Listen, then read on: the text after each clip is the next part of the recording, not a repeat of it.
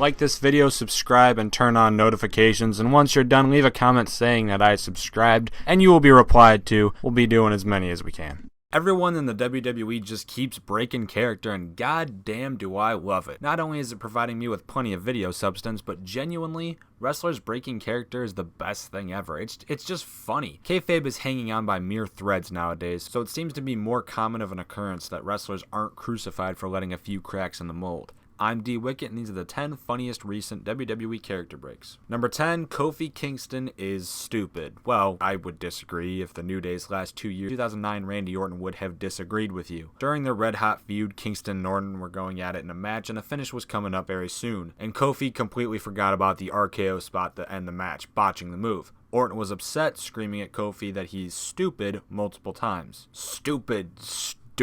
It's always fun to see an overreaction like this, but considering this led directly to Kingston's position on the card being lowered, maybe it's not the funniest of them all. I can't believe it.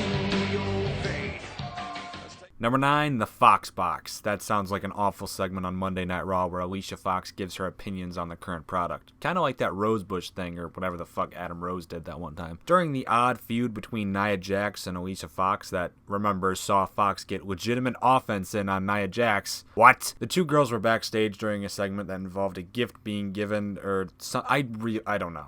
I really don't know. And I don't care either. I really don't.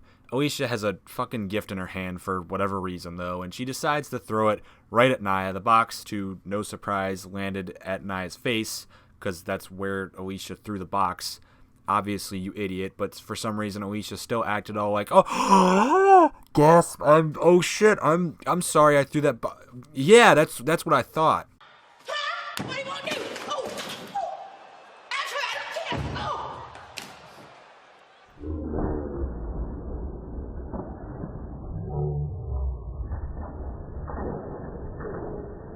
Number 8, Jericho versus Robinson. In early 2016, Neville was having a match with Chris Jericho, which saw the to a finish as soon as possible, especially if it's just a Raw match. If it's pay-per-view or if it's a big match on Raw, there's leeway, but if it's just some throwaway Raw match like Robinson, the referee, however, so instead of ending the match early, we got a little verbal feud between Jericho and Robinson, which was half Jericho trying to actually draw disqualification because he was pushing Robinson, and half Jericho legitimately pissed the fuck off. Number 7, Randy Orton's a cheerleader. This will never not be a great gift right here. Randy hits a gigantic RKO on the world's strongest man, Mark Henry, and has proper celebration for his achievement afterwards. Seriously though, what the fuck is this? What is this?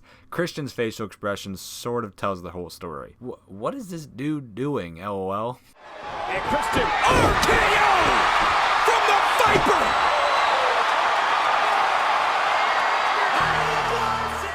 Number 6, I hate country music. Remember when I said Kofi Kingston isn't stupid and that the New Day stuff is proof of that? Well, here's proof of that. Kofi Kingston proving he's not an idiot. Kingston took kayfabe and legitimately just took a fat shit all over it because his exact message was, I hate country music. Country music sucks. In fact, not only is country music so bad, it's literally not even the fake Jamaican now booty man Kofi Kingston character who is now saying that country music sucks. It's the real person playing Kofi who agrees country music sucks. Jim Cornette probably wouldn't like that line too much, but damn is it funny.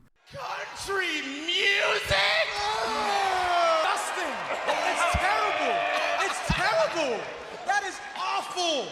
Terrible, terrible, terrible, terrible! Country music sucks!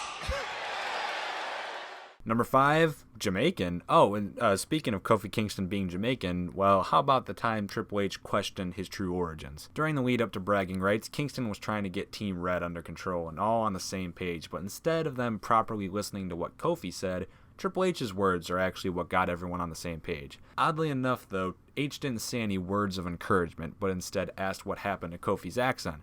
The look on the man's face says it all. Where indeed did that accent go, Kofi? Where did it go? Guys, come on, guys. Guys, come on. Hey, this is exactly what SmackDown wants. Aren't you supposed to be Jamaican? What happened to your accent? Are you a Jamaican? Number 4, Randy Orton is a groupie. Randy Orton just doesn't give a shit. He really doesn't give a shit. The New Day were bragging about how they, in one night, became the greatest group in the history of the WWE. They had become greater than The Authority. They had become greater than Evolution. And they had become greater than Legacy. After listing off all of these, Woods gives a solid line asking Randy just how many groups he's been a part of in the WWE. This managed to crack Orton, and as they continued on, they got him into full-on laughter for a few seconds. The New Day proving once again that they're the best. The New Day accomplished more than any other team in history. The New Day accomplished more than any other team ever. Dang, Randy, how many groups have you been in? I mean, come on, man. You give a whole new definition to the word groupie. Number 3, the pinnacle of WWE champions. I take that last line back. The New Day aren't the best. They're almost the best. CM Punk. Now, he's the best. We've mentioned this moment before, but I genuinely dare you to get upset over Punk snickering at Triple H's shining ego. During a segment where every WWE champion still a part of the company at the time was in the ring, Stephanie McMahon had the mic and was talking up her husband, the Game, Triple H. To no surprise, the massive cock that is his ego was being stroked all over the place, up and down, left and right, as Steph made a point to say that Hunter was the pinnacle of WWE champions, the pinnacle of greatness. CM Punk can then be seen in the background corpsing his ass off, because of course he is, and that is awesome. Ladies and gentlemen, we are joined here tonight by some of the greatest and most decorated former champions ever. The King of Kings, my husband, Triple H. Which is why it's only... Number 2, The Undertaker's hot tag.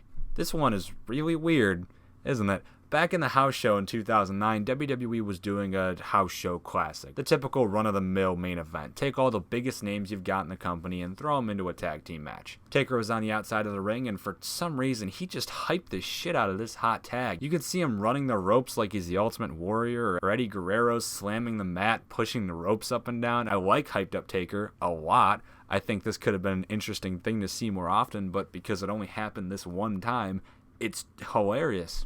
And number 1, Mark Henry being outran. This isn't a typical character break, but technically, it's a character break. The Nexus were a pest in the WWE, and the locker room had to band up together to take them all down. One time when they were running the yellow and blue banded boys out of the backstage, you could clearly see everyone chasing down the Nexus members, except for Mark Henry, who stupidly was ahead of the Nexus members. He never realized that he was running in front of everybody, and he could have just turned around at any point and started beating them up, which is obviously stupid, but it's also really fucking funny.